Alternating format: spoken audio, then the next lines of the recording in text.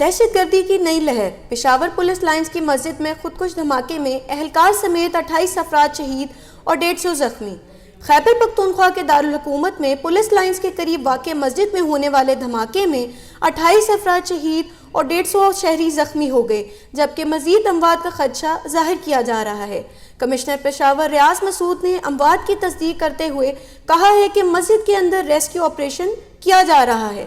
دھماکہ عین ظہر کی نماز کے وقت ہوا۔ دھماکے کے بعد پولیس اور دیگر قانون نافذ کرنے والے اداروں نے علاقے کو گھیرے میں لے لیا۔ بم ڈسپوزل سکواڈ کی جانب سے شواہد اکٹھے کیے جا رہے ہیں۔ دھماکے کے بعد پشاور کے تمام ہسپتالوں میں ایمرجنسی نافذ کر دی گئی۔ زخمیوں اور لاشوں کو لیڈی ریڈنگ ہسپتال منتقل کر دیا گیا۔ حملہ آور نمازیوں کے ساتھ ساتھ تھانے کے مرکزی دروازے سے داخل ہو کر 3 سے 4 حفاظتی لائن عبور کر کے مسجد میں داخل ہوا۔ دھماکے کے بعد پولیس لائن کے مرکزی دروازے کو بند کر دیا گیا ہے۔ سوابی میں سی ٹی ٹی آپریشن، 2 خودکش حملہ آوروں نے خود کو دھماکے سے اڑا لیا۔ پولیس کے مطابق سوابی میں شرپسندوں کی موجودگی کی اطلاع پر سی ٹی ٹی نے انٹیلیجنس ہیڈ آپریشن کیا، جس میں شرپسندوں نے پولیس کو دیکھتے ہی فائرنگ شروع کر دی۔ خن کے علاقے میں ہونے والے آپریشن کے دوران کافی دیر تک فائرنگ کا تبادلہ جاری رہا۔ اسی دوران پولیس کی بھاری نفری نے علاقے کو گھیرے میں لے رکھا تھا۔